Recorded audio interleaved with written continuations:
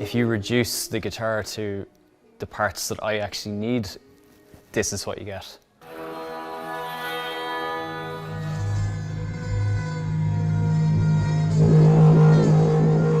My name is Devane.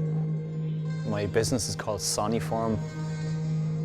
It's sort of a blanket name for the activities that I do as a sound artist, instrument and installation designer.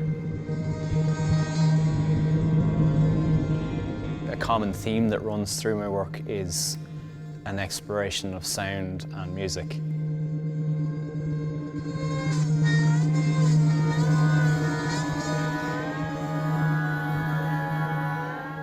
So if you think about a musical instrument, it's designed for somebody to play. Often it's groups of instruments that have embedded electronics. Using sound essentially as a material to making things that make sound. So instruments basically. My primary motivation early on in my career with making instruments was to have something that nobody else had. Anybody can buy a 303 bassline synthesizer because they like that sound, but I never had any interest in having something that anybody else had. Essentially, that's sound design. A very kind of convoluted way of getting towards the end product, which is the sound. This is a steel bar that has a knurled pattern that actually makes a really good sound when you rub it off a string. Previous to this, I had used a knife sharpener, which is kind of looks similar, but it has striations going in one direction, whereas this is kind of going in a crisscross direction. They both work to make that kind of sound, but the knife sharpener also files through the strings, so it wears them down very quickly. So I actually made this and this in Cork, in the guest house in Cork, which is an artist residency, in 2011, so 10 years ago. I mean, I grew up on a farm myself, so you know, my childhood was very much like totally different landscape, but a lot of space and just freedom to kind of mess around with whatever, sticks and things like that, you know. But I think that's good because if you learn by yourself, you know, you make a lot of mistakes, and then through your mistakes you learn a good way of doing something maybe. As a kid, I would have always had an interest in tape recorders and things like that, just recording sound and playing around with it. I never had any kind of real artistic pursuit in mind at that stage. That came a little later when I was in my early teens, when I kind of really got into my own taste in music, and by extension an interest in actually making my own music.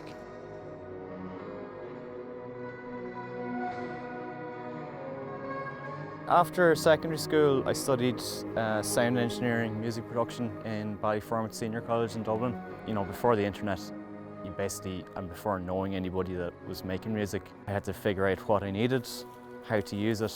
A lot of reading manuals and just kind of magazines and things like that. There's no information compared to now. I basically had to learn through night courses and through self-directed learning. I have a lot of books on different things. I'd spent a lot of time and effort on sound production and didn't know how to cut a piece of wood because I'd never had to do it. I didn't do it in school. I had to learn that. So I did woodworking night courses, metalwork night courses. Knowledge is power. It really is, because if I can conceive of something, I can pretty much figure out how to make it.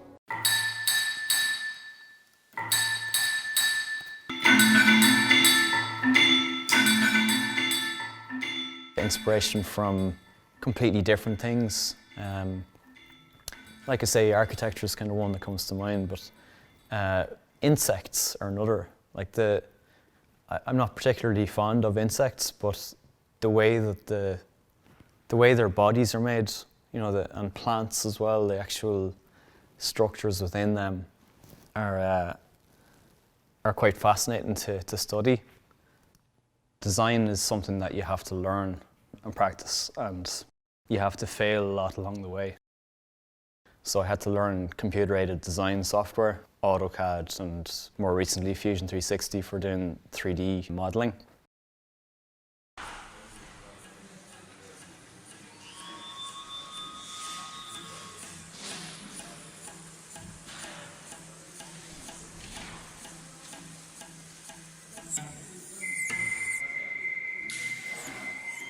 I always start a project with a notebook because basically you can work out so much details of the design before you go anywhere near the materials.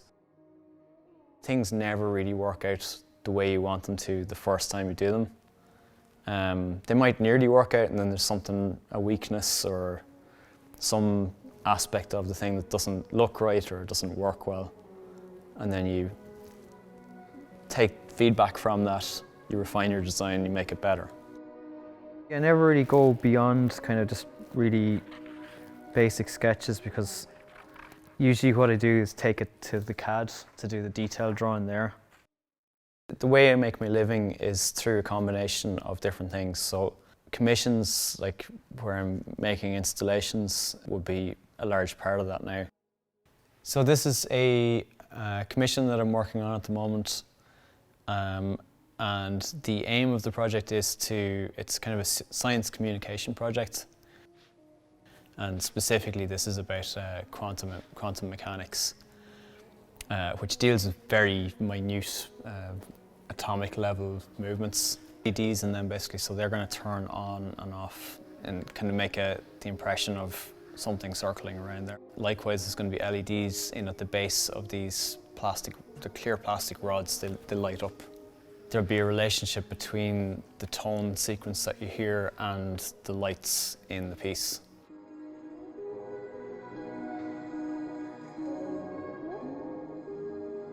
Workshops would also be quite a component of it, related to design or music technology, the kind of craft side of things.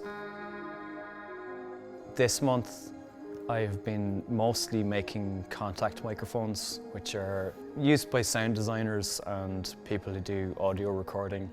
So I've been making these and selling them to people all over the world.